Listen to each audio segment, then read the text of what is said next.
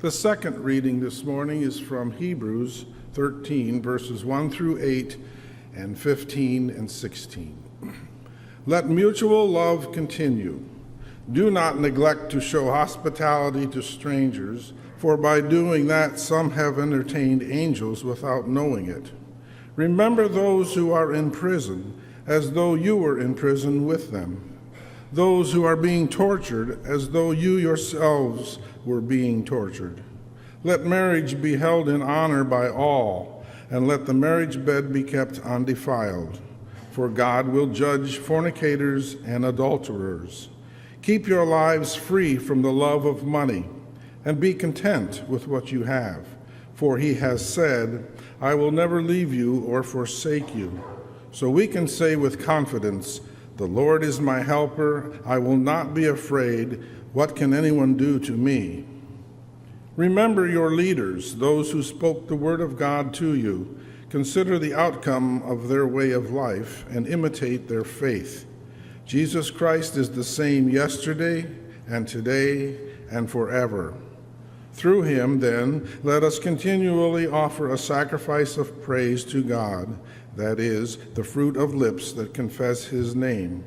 Do not neglect to do good and to share what you have, for such sacrifices are pleasing to God. Holy Gospel according to Luke from the 14th chapter. On one occasion, when Jesus was going to the house of the leader of the Pharisees to eat a meal on the Sabbath, they were watching him closely. And when he noticed how the guests chose the places of honor, he told them a parable. When you're invited by someone to a wedding banquet, do not sit down at the place of honor in case someone more distinguished than you has been invited by your host. And the host who invited both of you may come to you and say, give this place to someone else. And then in disgrace, you would start to take the lowest place. When you're invited, go and sit down at the lowest place, so that when your host comes, he may say to you, friend, move up higher. Then you will be honored in the presence of all who sit at the table with you. For all who exalt themselves will be humbled, and those who humble themselves will be exalted. He said also to the one who had invited him, when you give a luncheon or a dinner, do not invite your friends or your relatives or your rich neighbors, in case they may invite you in return and you would be repaid. But when you give a banquet, invite the poor, the crippled, the lame, and the blind. And you will be blessed because they cannot repay you, for you will be repaid at the resurrection of the righteous. The gospel of the Lord. Praise to you, Lord Christ. Oh, such good words, aren't they? Wouldn't you like to be the host at that table when Jesus said to you, now wait a minute, who did you invite? All your rich neighbors and your relatives and friends, and they're probably going to invite you next week, right? So really you didn't do much of anything but just trade with them. You didn't really invite outsiders. That's interesting. Did you ever stop to imagine, just for a moment, let's imagine, how good God's grace really is? I mean, because we come here every week, we sit in these same pews, because we're Lutherans, we like the same pew every week. And when we sit in the same pew every week, we're reminded, I'm baptized. This is great.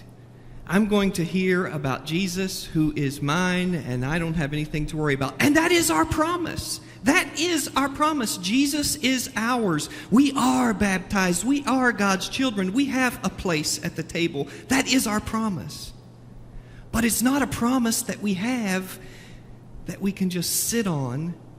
It's a promise that we have that moves us out to invite others who might have a place at the table as well. Tony Campolo. You've heard of Tony Campolo, the evangelist who at one time was more of an evangelical evangelist, but has become, he's become loved by Lutherans even. And he was telling a story one time when he was on the road, and I may have told this story before, but it deserves repeating. He's on the road, and he stops at a coffee house, and as he's sitting there eating, a couple of prostitutes walk in, and everybody starts whispering. And there's a hush that goes over the restaurant, and he hears one of the women talking loudly, and she says, "Tomorrow's my birthday." And the owner has started serving her, and he says to her, "So, what do you want me to do about it?" She said, "Well, I'm just sharing with you. Tomorrow's my birthday. Everybody shares. I'm just making small talk." He said, "Well, good for you. Your birthday's tomorrow." So she orders her meal, eats it, and after she gets finished eating, she leaves. Tony Campolo, being the man he is, walked up to the owner and says, "Who were those women?" And he explains there were a couple of prostitutes. They come in every evening about this time, and whenever they come in, they get something to eat. And he said, "So they come in every evening?" He said, "Oh yeah, every evening, this time." He said, "I got an idea." And he started a conspiracy with the owner. He said, "I want to have a birthday party for Agnes." He said, "What?" He said, "I want to have a birthday party for her. She said it's her birthday tomorrow." He said, "All right." He said, "Can you make a cake?" Yeah, I can make a cake." And he said, "Can you decorate it real nice and put her name on it? Happy birthday, Agnes." Yeah, we can do that. "Candles?" Got it. So he puts it all together. As he puts it all together, he puts the cake in the freezer and keeps it cold. Next day, about the same time, everybody who's in the restaurant has been told there's a woman who's coming in, her name's Agnes, and it's her birthday, and we're going to celebrate, so we're going to all yell surprise.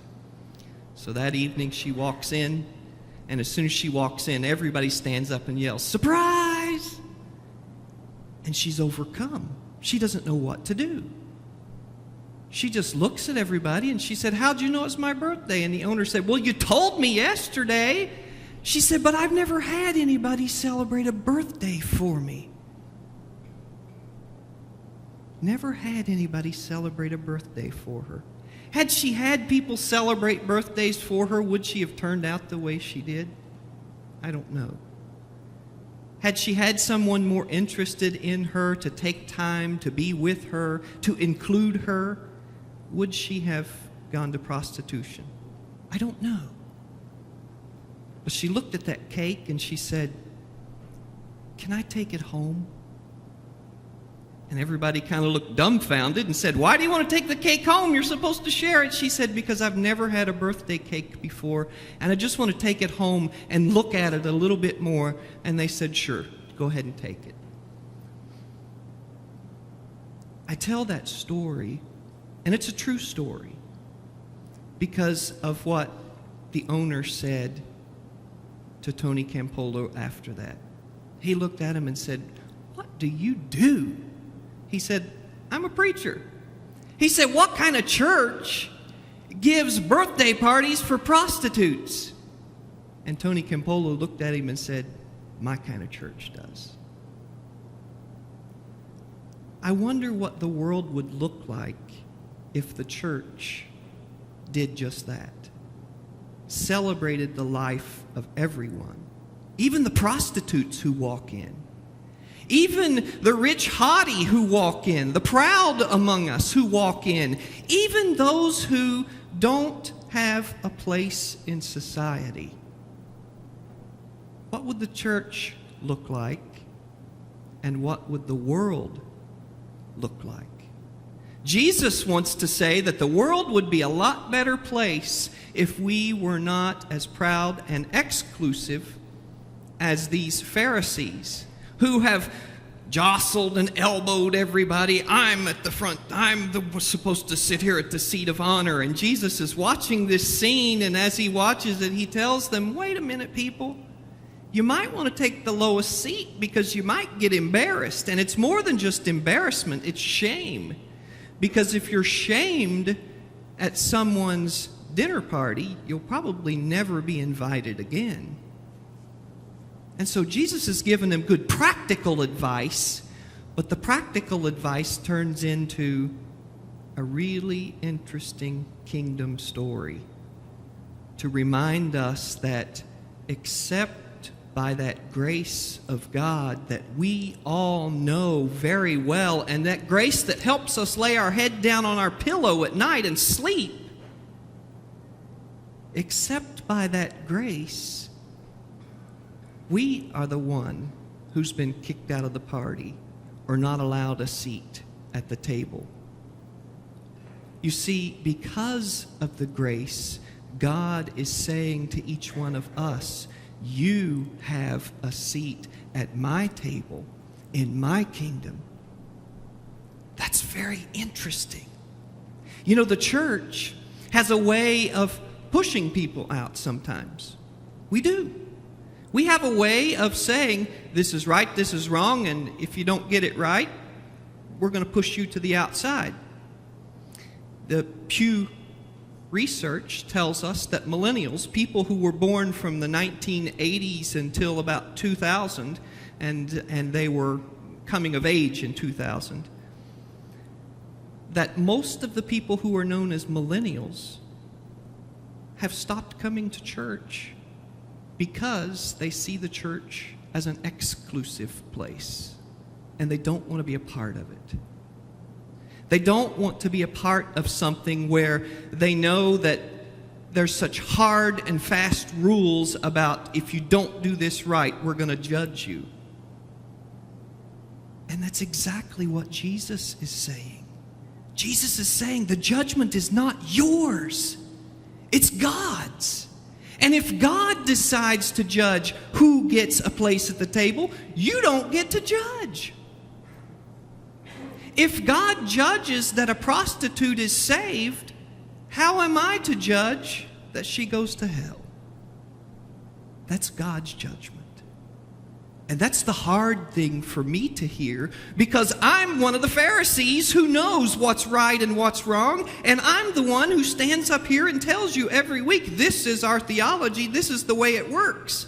And if I don't get it right, you'll look at me and say, Pastor, that's not Lutheran. Pastor, that's not right. But you know what? It's Jesus who says this today. And Jesus says, the only reason why you have a place at the table is because of God's grace. That helps me sleep at night. It really does. Sometimes, I toss and turn because I think I should have done this, I should have done that. But in reality, when I finally rest in God's grace, I come to realize the coulda, shoulda, woulda is just really gone. Because there's nothing I could have done, should have done, or would have done. It's God has already done. So I hope, beyond all hope, because we have a meal on Wednesday nights, we have people who are really involved in outreach. We're going to do God's work, our hands. We have got a lot of stuff planned in this congregation, and I am concerned and hope that we are the kind of congregation that could give a birthday party to a prostitute. Amen.